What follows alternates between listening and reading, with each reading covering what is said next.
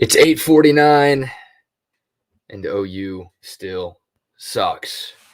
What a win for the Texas men's basketball team. The Longhorns go into Norman, Oklahoma, and leave with an 80-78 overtime victory. One of the biggest wins of the season for the Longhorns, maybe the most impressive road win of the season for Chris Beard and company.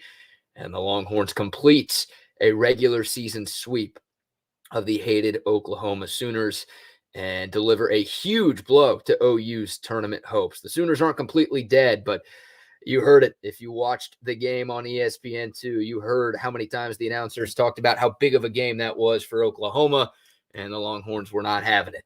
Big-time win for Texas, a resume-boosting win for the Longhorns, and sticking a little bit of a dagger into the heart of the few Oklahoma basketball fans that exist. A lot to get to. We are live, so comment with your thoughts, with your questions, with your observations, with your takeaways from tonight's victory. What an intense game. It was ugly at times. The referees took over way too many times, but ultimately the Longhorns get the dub. And boy, what an entertaining overtime. It was sluggish offensively for most of the first 40 minutes, and both teams just back and forth in the extra five.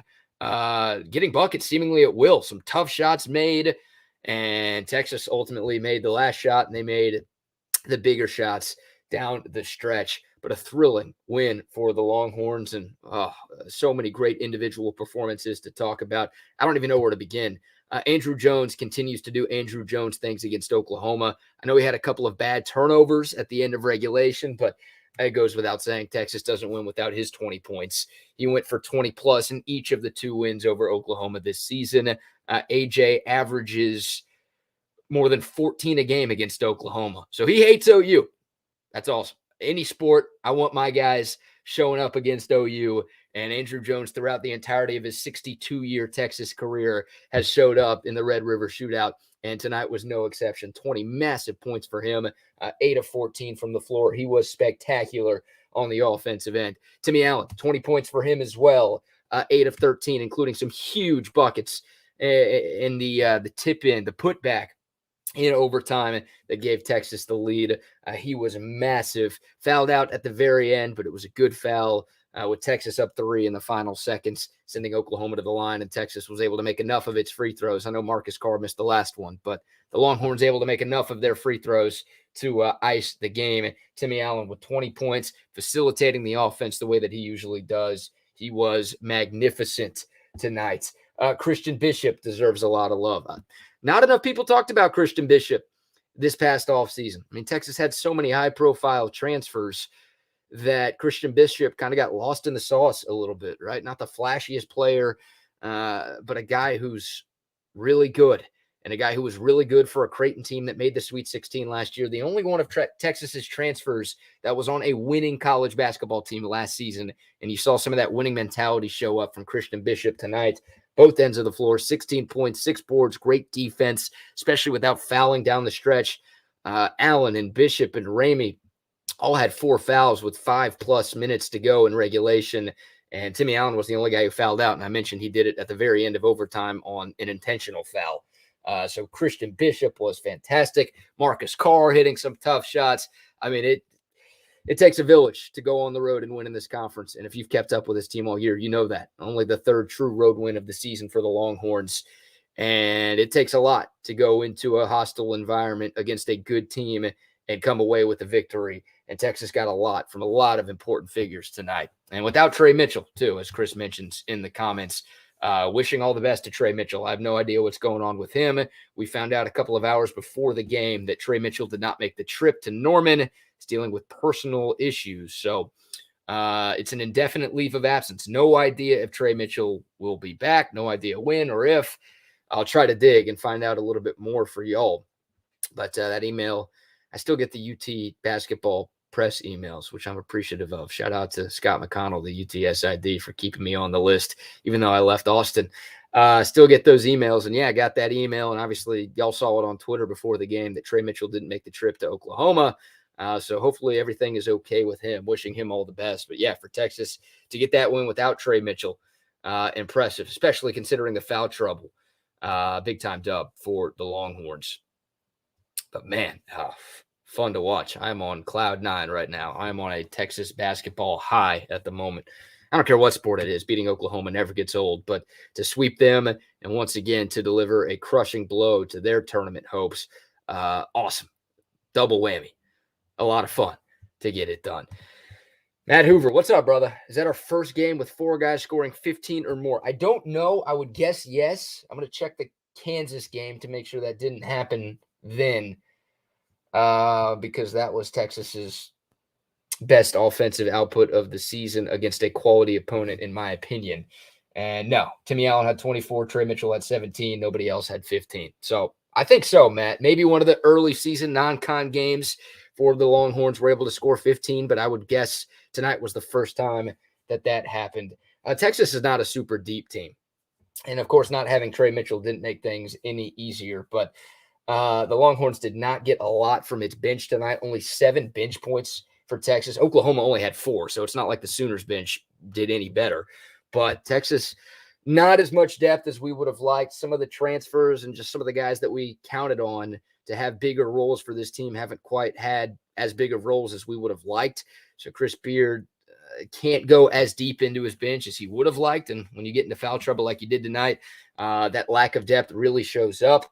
But Texas was still able to leave with the win. But, yeah, that lack of depth scares the hell out of me moving forward, because when you get to the tournament, I'm not going to say if anymore. I'm going to say when you get to the tournament, if your team gets into foul trouble, you're going to be playing better teams than Oklahoma, more than likely. And you're going to have your bench guys do a little bit more than Texas's bench did tonight. But we can cross that bridge when we get there. I think so, Matt, to answer your question. A good question, though. Appreciate y'all stopping by. Keep the comments coming. Your thoughts, questions, takeaways, observations from the Longhorns' 80-78 win in overtime over Oklahoma. Oh, man.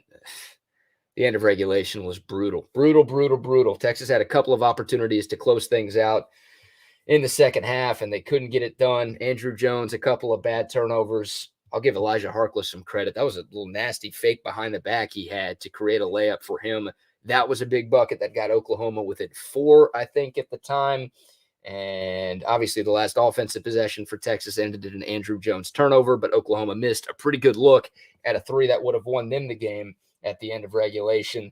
But yeah, Texas up 6 with 3 minutes to go. You felt like you had this one, especially considering how Oklahoma was offensing for the majority of the night and how Texas was playing good defense too. I'll give the Longhorns credit for some of Oklahoma's struggles on that end.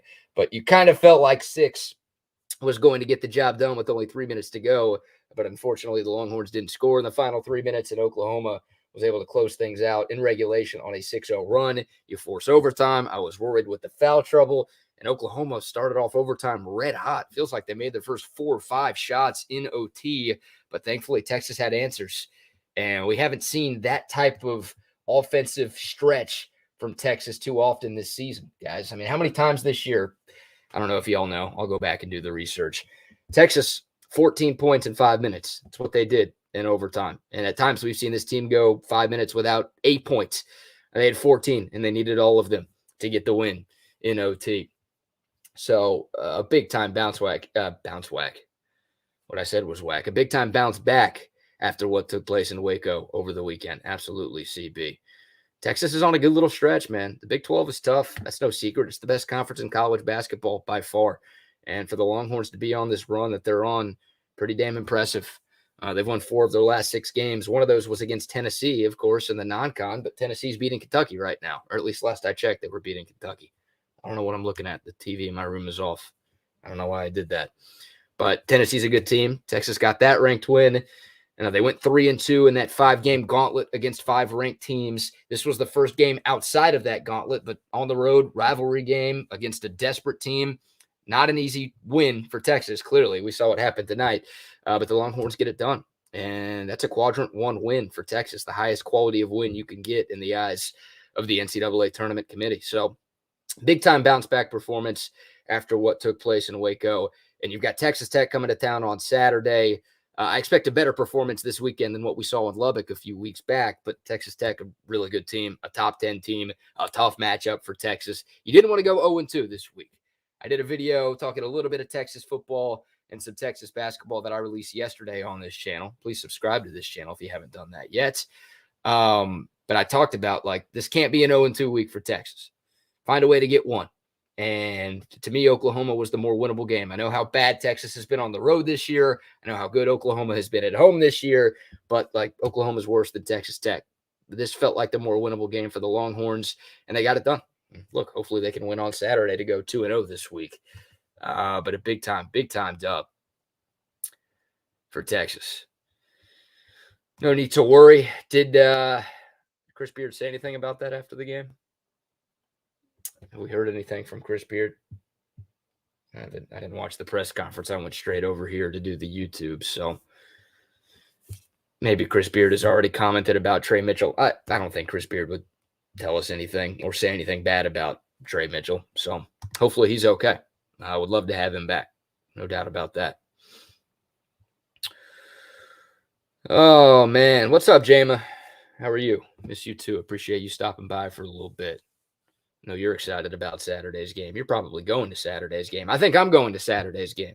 For those of you who care, I think I'll be at the Flan for Texas Tech this weekend. It'll be my first Texas basketball game of the year. I went to so many when I lived in Austin. Not so much nowadays. A little longer commute for me to get to the Irwin Center. I hope Devin Askew can turn into something. Yeah, I'm with you. Look, Devin Askew, it's technically his second year of college ball, but he should be a true freshman. He reclassified and played as a true freshman last year at Kentucky. Bumps and bruises, growing pains last year for Askew, and we're seeing some of those this year too. The shot obviously isn't there. He does some good things when he facilitates. Not the best true point guard at this stage in his career, but you see flashes of, okay, solid point guard there somewhere from Devin Askew. And when he drives and kicks, sometimes good things happen for UT. Unfortunately, once again, the shot's not there. Even when he gets close to the rim, his confidence isn't quite there to even go for layups inside the paint. So, yeah, hopefully Askew turns into something more. I think he will. He's super young. He's got plenty of time left. He's not a one-and-done type of guy by any stretch. Defensively, he's got some work to do too. His lateral quickness isn't where it needs to be. His footwork isn't where it needs to be. He got blown by late in overtime, and then right after it happened, Chris Beard went to Courtney Ramey and made that substitution because Ramey's a better defender. Didn't love what I saw from Ramey tonight. He had 1 point, 0 of 3 from the floor. He had 4 fouls. It's unfortunate that it feels like Texas, I don't want to be negative here. We're being positive. We're celebrating the win. But it feels like the Longhorns can't get Courtney Ramey and Andrew Jones to play well on the same night. Like, obviously, AJ1 was spectacular this evening with 20 points.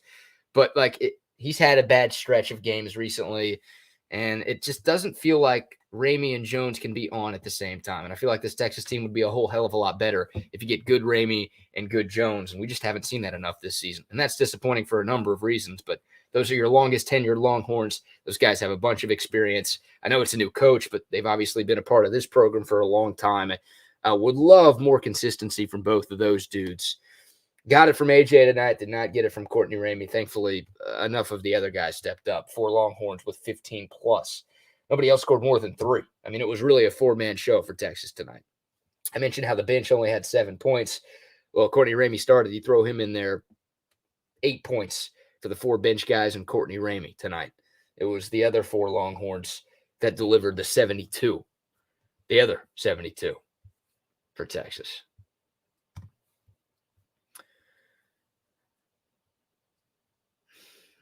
Yeah, I'm excited about the recruits too. Not focused on next year. Things are going too well for Texas. I'm going to pull up the bracket matrix right now. It's not going to be updated to reflect tonight's results, but yeah, the bracket matrix, y'all know I love this website. Compiles every bracketology out there. Makes it easy. Puts it on one website and kind of averages out the seedings for each team. Before tonight, Texas was a 5 seed, according to the bracket matrix. They were a 5 going into Baylor. They were still a 5 after Baylor, and they're not going to be lower than a 5, obviously, after tonight. But even if they lose to Texas Tech this weekend, knock on wood, I don't want to speak that into existence, I still think they'll be a 5 next week. And I still think Texas will be a ranked team next week. If they lose both of these games this week, they probably fall outside of the top 25. Maybe they drop to a 6, but It's a quadrant one win. Once again, I know Oklahoma's on the bubble. What are they now? 4-9 in conference play. Obviously not a great Big 12 record, but it's still a quad one win at the moment for Texas. A big win for the Longhorns. Hell, maybe Texas will be a 4 in the bracketologies that are released later this week. They beat Texas Tech this weekend, they'll be a 4. Maybe creeping on a 3. So nice to have that type of conversation instead of the will Texas be in conversation. I was getting pretty tired of that. Dealt with that enough over the last decade. It's not just Shaka Smart, too. That was the end of Rick Barnes. I've got a leak in my water bottle, apparently. Got a massive puddle on my desk over here. Just now noticed that. Love that. But yeah, Dylan Mitchell continues to skyrocket up the recruiting ranks for those who care about basketball recruiting. I think a 4 seed is this team's ceiling. Yeah, look, I mean, if Texas goes on a massive heater down the stretch, they could end better than a 4. They won't be a 1. There's nothing Texas can do to get to a 1 at this point. Even if they win out and win the Big 12 conference tournament, I still don't think this team would end up as a 1 seed. They could get to a 2 if they did that. Is that realistic? Absolutely not. I think they could. Like 3 feels like the most realistic ceiling. I don't even know if that's realistic. So basically, James, I'm word vomiting to tell you I kind of agree with you. Texas Tech next, then TCU at home. That's one you'd like to win. Look, TCU's a good team. They're in the tournament right now, but you went to Fort Worth and kicked their ass a couple of weeks ago. You feel like you should be able to take care of business at home. A trip to Morgantown next weekend. Never easy, but West Virginia is one of the worst teams in the Big 12 right now. So this is a more beatable West Virginia team than in years past. And then the final 2 games, you've got Baylor at home at Kansas. I don't feel great about either of those 2. I know Texas has been awesome at home this year. I don't like the Baylor matchup. I know Texas beat Kansas at home this year. I don't like going to Allen Fieldhouse. Although Texas did sweep Kansas last year. 3 in a row against the Jayhawks. 4 if you count the COVID forfeit by KU in the Big 12 tournament. I don't. Some people do. Thoughts on Beard saying they're a Final Four team? Look, he's been saying stuff like that all year. I mean, he said stuff like that at his introductory press conference. I don't think Texas is a Final Four team. They don't have enough size. They don't have enough athleticism. They don't have enough depth. Could they make a run to the second weekend? Sure. And look, in the tournament, anything can happen. There have been worse teams than Texas make the Final Four over the years. That's for damn sure. There have been worse teams than Texas win a national championship in the history of this sport. But no, if you ask me right now, do I think Texas is a Final Four team? No, I don't think Texas is an Elite 8 team. Sweet 16, it feels like that's where they could get. Once again, anything can happen once you get to March. So all depends on matchups. I love the confidence Chris Beard has, trying to instill that in his team. That's cool. And this team has been much better as of late. So maybe those comments are working and that confidence is paying off, but I don't think they're a Final Four team right now. Yeah, I agree, Michael. That's one of the Achilles heels for Texas, guards with length. Texas doesn't have a lot of length. They don't have a lot of front court depth, and they don't have a lot of athleticism. That's why Baylor's a bad matchup. That's why Texas Tech is a bad matchup for this team. There are plenty of teams that are, I shouldn't say plenty, but there are a few teams that are ranked ahead of Texas or seeded higher than Texas in those bracketological I shouldn't steal Craig Way's bit. CB commented it earlier. Bracketological prognostication. That's what Craig Way calls them. I'm going to let Craig Way keep that phrase because I don't know how to say it clearly. There are teams ranked ahead of Texas in the AP poll and in bracketologies that I think Texas could beat just because of the matchups, but a lot of the teams ranked ahead of Texas are significantly more athletic and longer than the Longhorns. So those are the 2 kryptonites for me with Texas. Not just at guard. That's all 5 positions. Yeah, not turning it over as much. That's been a great change working, man. I agree with you 100%. Let me pull up the numbers tonight to see how many turnovers the Longhorns had. Feels like that's been a big improvement. Yeah, 9 turnovers in an overtime game for Texas. Love that. Love that, love that, love that. Protecting the ball a little bit more. It was a solid offensive performance for the Longhorns. At times it looked ugly, but I think that was the refs' fault more than anything. It's hard for teams to get into a good flow when the refs are blowing the whistle on every single play. I mean, the first 7 or 8 minutes of the second half, guys, was terrible.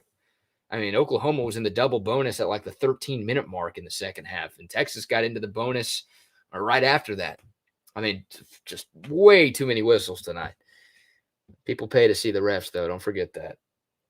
But like it's tough to get into a flow and a rhythm offensively when officials are slowing the game down as much as they did tonight. I mean, Texas shot 27 free throws. OU shot 34 free throws.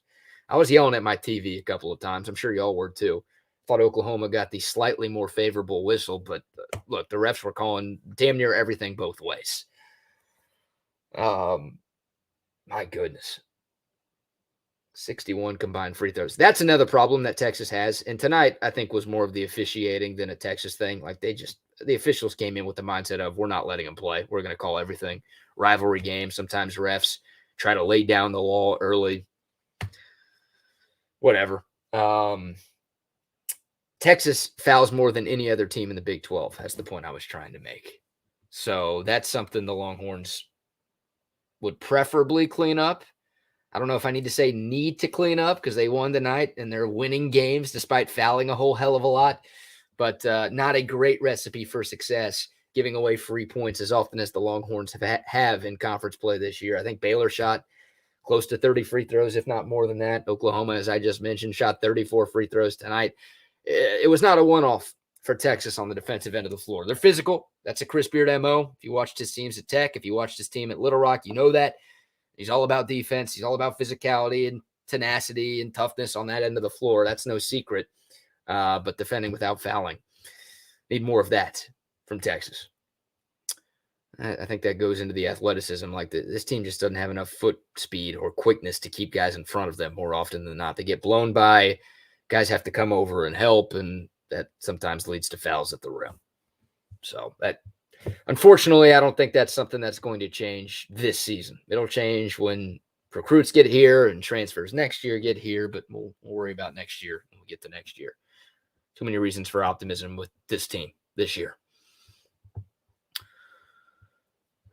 I'd be stoked with the Sweet 16. Yeah, me too, Austin. I mean, that was like my goal for this team going into the season was get to the second weekend of the tournament. Texas hasn't been to a Sweet 16 since 2008. They haven't won a tournament game in 8 years, so just winning a game in the tournament would feel really, really nice. But getting that second win to get to the second weekend, that'd be pretty cool. That'd be a successful year one. Very successful year one, in my opinion. When your predecessor won 0 tournament games in 6 years, if you win 2 and 1, yeah, we'll take it. That'll get people excited for the opening of the Moody Center next season. No question. No question. No question. Does no call on a charge block situation even exist anymore? No. Nate, blocks rarely exist in charge block situations anymore. I mean, in college, it is so rare to see a blocking foul called.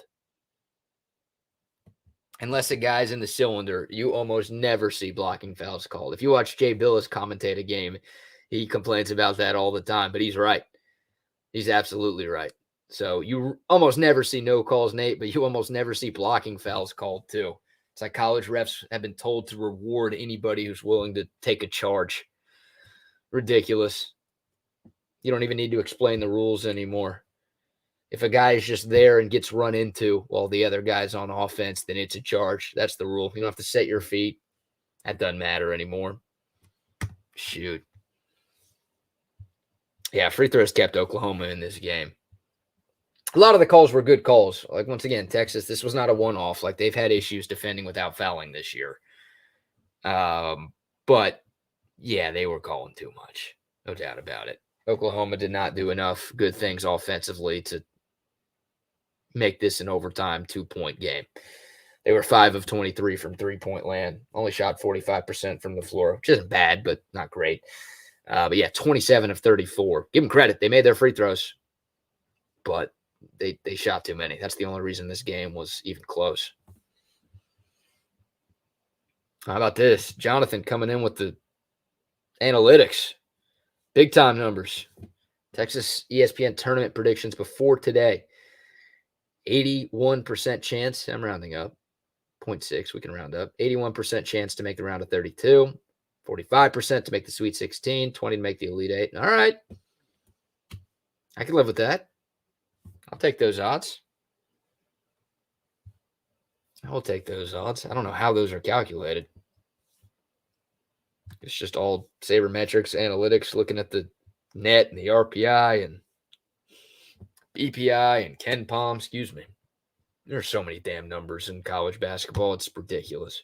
You guys know how much I love college hoops. I can't even keep up with all of the stats that we have today. What's up, Caden? Feel like we were going to be a 4 seed. That'd be great. Would love that. Would absolutely love that. Just really want to avoid 7 or below. And right now, Texas is safely above a 7. Once again, Bracket Matrix, which compiles every bracketology, had Texas as a 5 going into tonight. They might be a 4 after tonight. You want to avoid 7. If you're 7 to 10, you have to play somebody pretty good in the first round, and then you have to go up against a 1 or a 2. You don't want that. So get the 6, 5, 4, 3, any of those. Obviously, when you're a higher seed, your path is easier. I'm not breaking any news here. That's not a new age number. That's basic BK right there, giving you the goods. What else do y'all want to talk about? I'll roll for a few minutes here. Appreciate you guys stopping by. Comment with your thoughts, with your questions, takeaways, whatever. I'm checking the scores on my phone. Ooh, Villanova Providence coming down to the wire. Tennessee's up 14 at halftime against Kentucky. A Tennessee win would make Texas's win over Tennessee look a little bit better. Already does look pretty good. I think Bracket Matrix right now is Tennessee as a 4 seed. Like, that's a quality team that Texas beat. I know it got ugly down the stretch. I know the Vols had that, 15-0 run to take a lead after Texas had a seemingly comfortable lead in the final 5 minutes a couple of weeks ago. But a win is a win is a win. And that is one of Texas's most impressive wins of the season. And once again, if Tennessee's able to hold off Kentucky, who's ranked number 4 right now, the win to prove who the real UT was looks even better. What player needs to show up for the Sweet 16? I assume you're asking for Texas to make it to the Sweet 16. Look, Timmy Allen and Marcus Carr to me are the 2 most important players on this team. So those guys have to play well for Texas to do anything in March. Man, if Andrew Jones can do what Andrew Jones did tonight, unfortunately, Texas can't play Oklahoma every night because A.J. feasts off the Sooners. Andrew Jones can be an X factor, man. I would love to have that third scorer offensively. So you can make a strong case for number 3, Trip. Once again, the 2 most important guys are Timmy Allen and Marcus Carr. Whatever order you want to put those 2 in, fine with me. But, you need more than 2 guys to win in the tournament. So Andrew Jones would be a candidate. Courtney Ramey's had some good moments this year. Hell, Christian Bishop tonight was massive. He was the 3rd best player for Texas. Honestly, you can make a case he was the 2nd best player because Andrew Jones was awesome offensively. He doesn't give you a ton on defense. Christian Bishop, both ends of the floor, rebounding. He gave you everything tonight. So that guy is huge for the Longhorns. Once again, not a lot of size, not a lot of front court depth on this team. Christian Bishop's success is paramount to Texas making a deep run, especially if they get matched up against some bigger teams. I'm looking at my phone because I'm watching the end of this Villanova-Providence game. Villanova's up 4. It's on CBS Sports Network. I don't know how many people have that. It's worse than True TV. True TV. Check your guides. About to have to figure out where the hell that channel is. An annual tradition. Villanova up 4 for those of you who can't watch. Just under 2 minutes to play. Nate, minimum ticket price for the Tech game is $253. Wow. There will be a lot of Tech fans at the Drum. Nate, I've gone to the UT Tech game in Austin in each of the last 3 seasons, and it's been pretty close to a 50-50 split the last few years. And obviously, those games happened before Chris Beard left Tech to come to Texas. So I know Texas behind the scenes has tried to do some things to ensure that there will be more burnt orange than red and black at the Flan this weekend. I don't know how well those things are going to work. There are going to be a lot of Tech fans. I think there will be more than 50% Tech fans on Saturday, which is going to suck. But beating Texas is more important to them than making a deep tournament run, I feel like. So it's Super Bowl part 2 for Texas Tech. But yeah, I mean, a bunch of Red Raiders live in Austin already. So I don't know how many of them will actually travel. I just think a crap ton of them already live in Central Texas, and they'll be making the trip. So there will be a lot, Nate. It's a hot ticket. How about that? When's the last time you've had to pay triple digits to get into the Irwin Center? I'm not talking about like courtside seats or lower bowl seats. I'm just talking about to get in. When's the last time you've had to pay 100 plus to get into a game at the Drum? Let alone 250 plus. That's insane. Golly. It'll be a raucous crowd. Obviously not what we saw in Lubbock a couple of weeks ago, but it'll feel like a tournament game, honestly. I think it'll feel like a Final Four game. It'll feel kind of neutral site-ish, as painful as that is to say, since the game is in Austin. But it'll be loud every time anything happens on Saturday. It's gonna be fun. It's gonna be a fun atmosphere. Christian Bishop, yeah, you're right, CB. You can never go wrong when a CB is balling out. Well done. Well said. Christian Bishop was fantastic tonight. I mean, look, Texas had 4 players. They had 4 players show up. And Texas doesn't get the win without all 4 of those guys doing what they did. Super impressive. Big time win for the Horns. 9-20 and OU still sucks. Season sweep of OU. I know people don't care about Texas-Oklahoma basketball as much as they do in football, obviously. But not a bad way to ingratiate yourself with the fan base if you're Chris Beard sweeping your rival in year 1. Not too shabby. He's done a lot of good things with this team this year. Yeah. I can't think of a Texas fan that isn't cool with Texas winning both games against OU this season. 2-0, Chris Beard up on Porter Moser, Oklahoma's new head coach. I hate that Moser's there because I like that guy. I like those Loyola of Chicago teams. Of course, everybody. Oh, my bad. That was probably really loud. Hit the mic with my water bottle. Sorry if that was obnoxious. Of course, everybody knows the Final Four team. Sister Jean leading the way. I'll never forget the 32 points she put up in the Elite Eight. What a special talent Sister Jean was and is. But yeah, I liked Porter Moser. Obviously, don't like him anymore. Can't like him. What are you insinuating, Nate? Come on now. Come on now. Oh, man. I did see this working, man. Not talking too much Texas football tonight, but TCU, another addition to the transfer portal. And now that Gary Patterson's in Austin, people are trying to connect some dots. I'm hoping that Texas can get some much-needed help on the defensive side of the football. Yeah, Nova's up 5 with 28. Oh, you're ahead of me. Don't say anything, Corey. I'm watching on my phone. I've got this streaming thing going on. I've got a 2-point game with 50 seconds left, so Nova's about to hit a 3. Damn it. It's all right. Bitter White Guy isn't happy with what, CB? The early tips for Texas? It's all TV stuff, man. There's no way to control that. I think 11:30 is tip-off, which is weird. Like 11:30 is interesting. It's usually 11 or 12 if you're getting one of the early games. But I'm like 90% sure that we've got an 11:30 tip for Texas and Texas Tech this weekend. So 30 extra minutes of sleep for you, CB. 30 extra minutes for people to pregame that game, I guess. Yeah, Gillespie with the 3. No worries, Corey. All right, guys. Man, there's still 30 plus of you in here. So if y'all have any final questions, let me know. I think I'm about to wrap things up. I don't know what else I need to say. I'm pumped. I'm excited. Go have me a Altstat beer to celebrate. Excuse me. What else? I'll do a video later this week previewing the Texas Tech rematch. Do some more Texas football stuff. I might do a video about the TCU transfers also. Thanks for stopping by, Austin. Appreciate it. All you guys. Thank you all for stopping by. Please subscribe to this channel if you haven't done that yet. Please like this video too if you haven't done that. Appreciate y'all's continued love and support. It means the world. I'm checking Twitter to see if there's any numbers that I need to mention to you guys before we get out of here. I'm filibustering.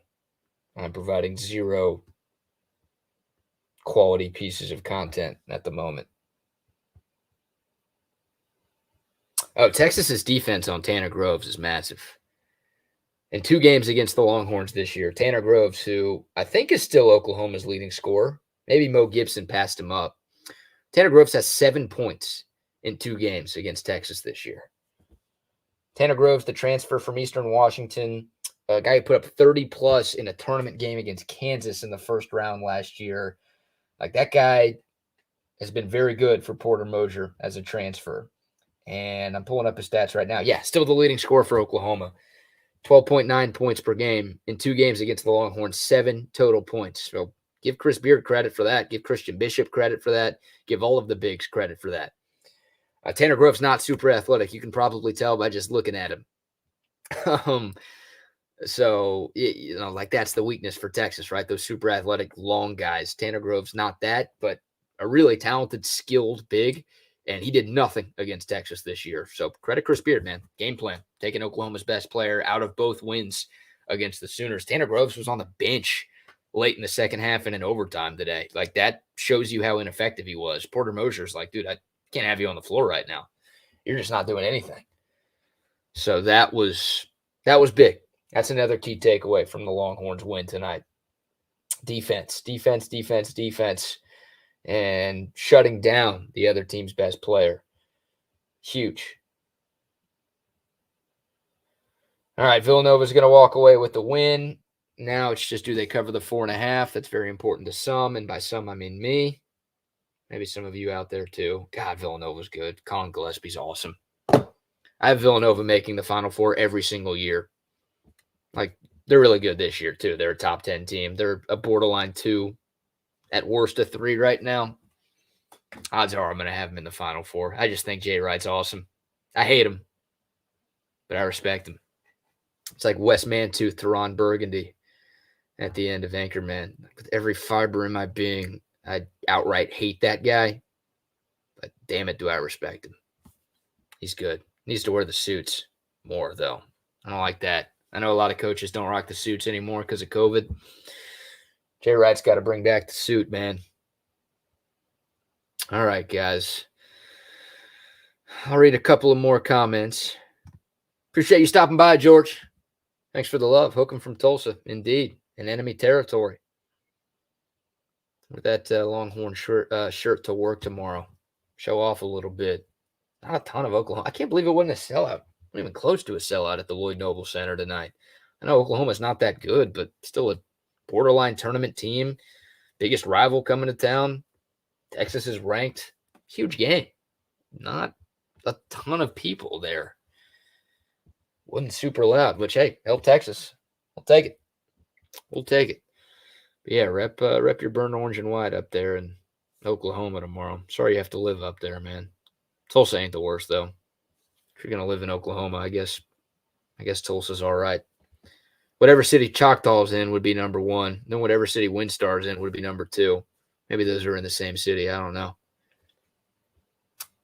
That's where I'd want to live. Just in one of those places. I'd be broke in like a week. But it would be fun. Looks like Villanova's going to hold on and cover for me, which is good news. All right, guys. I think that's it for today's video. Appreciate y'all stopping by. Once again, please like this video. Please subscribe to this channel if you haven't yet. Oh, a cigar. Not a bad idea, Vicente. Might light up a stogie tonight. A little Joe Burrow-esque. I guess he didn't do that on Sunday. I might do that. Feels like a good time to smoke one on the back porch. All right, guys. Thank you all for watching. Once again, more Texas content coming your way later this week. We'll do another football video. We'll do a basketball preview video. I hate making videos talking about Texas Tech because all of the Tech fans come through and just talk so much noise, and they give thumbs downs to my videos. They're so obnoxious. So many of my best friends went to Tech, but golly, they're obnoxious. But I'll make a video previewing that game on Saturday, And more UT content coming your way. Also, if you're a Houston sports fan, make sure you subscribe to this channel too. I post a lot of radio segments that I do on ESPN Houston down here in H-Town. So if you're a Texans fan, make sure you check out the channel as well. All right, guys. Big time win for Texas, 80-78. The Longhorns, a quadrant 1 win on the road. Maybe the most impressive road win of the year for Texas. It's either that or TCU. Hell, there's only 3 to choose from. K-State, the other road win for Texas. And, man, K-State is playing its way back onto the bubble. So that road win, like, we're pissed. I'm still pissed about that home loss, the only home loss Texas has to this point, the one to K-State. Not happy about that, but K-State's playing much better ball as of late. So that loss not looking as egregious, and that win in Manhattan looking a little bit better for Texas seemingly by the day. So 80-78. I'll say one last thing. It's 9:30, and OU still sucks. Thank you all for watching. Until next time, y'all stay safe, y'all stay healthy, and hook 'em.